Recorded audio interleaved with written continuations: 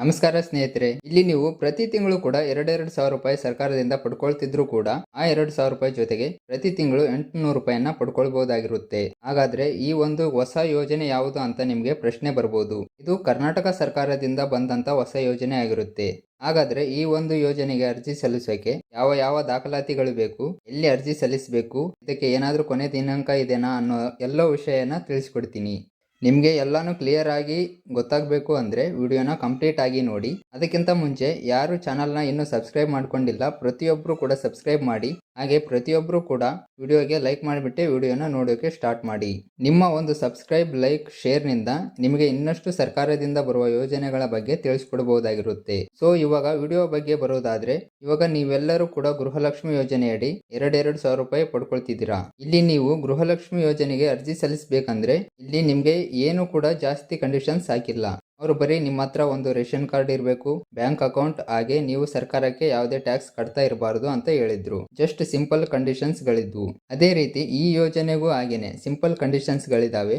ಅವನ್ನ ಪಾಲಿಸಿದ್ರೆ ಸಾಕು, ನೀವು ಸುಲಭವಾಗಿ ಈ ಒಂದು ಯೋಜನೆಗೆ ಅರ್ಜಿ ಸಲ್ಲಿಸಿ 2,000 ರೂಪಾಯಿ ಜೊತೆ 800 ರೂಪಾಯಿ ಅಂದ್ರೆ ಟೋಟಲ್ 2,800 ರೂಪಾಯಿಗಳನ್ನ ಪಡ್ಕೊಳ್ಬಹುದು.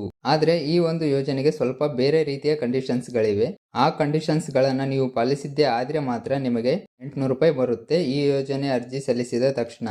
ಹಾಗಾದ್ರೆ ಈ ಒಂದು ಯೋಜನೆ ಯಾವುದು, ನಾವು ಕೂಡ ಅರ್ಜಿ ಹಾಕೋಕೆ ಅರ್ಹರಿದ್ದೀವಾ, ಅರ್ಜಿ ಎಲ್ಲಿ ಸಲ್ಲಿಸಬೇಕು, ಇದಕ್ಕೇನಾದರೂ ಲಾಸ್ಟ್ ಡೇಟ್ ಇದೆಯಾ, ಈ ರೀತಿ ನಿಮಗೆ ತುಂಬಾ ಡೌಟ್ಸ್ಗಳಿರುತ್ತೆ. ಇದ್ರ ಬಗ್ಗೆ ನಿಮಗೆ ಡೀಟೇಲ್ ಆಗಿ ತಿಳಿಸ್ಕೊಡ್ತೀನಿ. ವಿಡಿಯೋನ ಗಮನವಿಟ್ಟು ನೋಡ್ತಾ ಹೋಗಿ.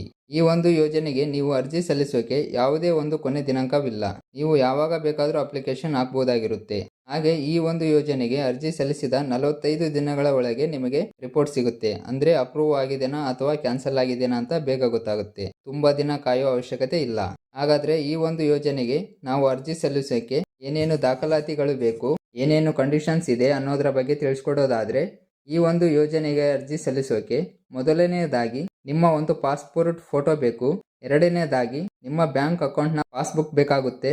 ಮೂರನೆಯದಾಗಿ ನಿಮ್ಮ ವೋಟರ್ ID ಅಥವಾ ಆಧಾರ್ ಕಾರ್ಡ್ ಬೇಕಾಗುತ್ತೆ. ಮುಖ್ಯವಾಗಿ ನಿಮ್ಮ ಇನ್ಕಮ್ ಸರ್ಟಿಫಿಕೇಟ್ ಬೇಕಾಗುತ್ತೆ. ಜೊತೆಗೆ ಕಂಪಲ್ಸರಿ BPL ಕಾರ್ಡ್ ಬೇಕಾಗುತ್ತೆ.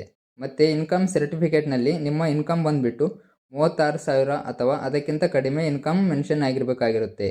ಅದಕ್ಕಿಂತ ಜಾಸ್ತಿ ಇದ್ದರೆ ನೀವು ಈ ಯೋಜನೆಗೆ ಅರ್ಜಿ ಸಲ್ಲಿಸೋಕೆ ಅರ್ಹರಾಗಲ್ಲ. ಯಾಕಂದರೆ ಯಾರ್ದು ಕಮ್ಮಿ ಇನ್ಕಮ್ ಇರುತ್ತೆ, ಯಾರಿಗೆ BPL ಕಾರ್ಡ್ ಇರುತ್ತೆ, ಯಾರು ತುಂಬ ಬಡತನದಲ್ಲಿರ್ತಾರೋ ಅವರಿಗೆ ಈ ಯೋಜನೆಯ ಲಾಭನ ಕೊಡ್ತಾ ಇದ್ದಾರೆ. ಹಾಗೆ ಈ ಒಂದು ಯೋಜನೆಗೆ ಅರ್ಜಿ ಸಲ್ಲಿಸೋಕೆ ಕರ್ನಾಟಕ 1, ಗ್ರಾಮ 1, ಬಾಪೂಜಿ ಸೇವಾ ಕೇಂದ್ರಗಳಲ್ಲಿ ಅರ್ಜಿ ಸಲ್ಲಿಸಬಹುದು. ಕೇವಲ 40 ರೂಪಾಯಿಯಿಂದ 100 ರೂಪಾಯಿ ಒಳಗೆ ಹಣ ತಗೊಳ್ತಾರೆ ಅಷ್ಟೇ.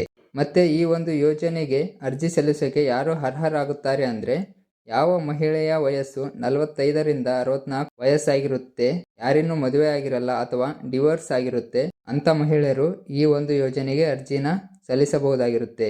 ಮತ್ತೆ ಬೇರೆಯೊಂದು ಯೋಜನೆ ಕೆಳಗೆ ಪೆನ್ಷನ್ ಅನ್ನ ತಗೊಳ್ತಾ ಇರಬಾರದು. ಮತ್ತೆ ಈ ಯೋಜನೆ ಹೆಸರು ಬಂದ್ಬಿಟ್ಟು ಮನಸ್ವಿನಿ ಯೋಜನೆ ಅಂತ. ಹಾಗೆ ಈ ಒಂದು ಯೋಜನೆಗೆ ಯಾರು ಅರ್ಹರಿದ್ದಾರೋ ಅವರಿಗೆ ಈ ವಿಡಿಯೋನ ಶೇರ್ ಮಾಡಿ, ಅವರಿಗೂ ಹೆಲ್ಪ್ ಆಗುತ್ತೆ. ಮತ್ತೆ ಇದೇ ರೀತಿಯ ಅಪ್ಡೇಟ್ಸ್ಗಳಿಗಾಗಿ ಚಾನಲ್ನ ಸಬ್ಸ್ಕ್ರೈಬ್ ಮಾಡಿ. ಧನ್ಯವಾದಗಳು.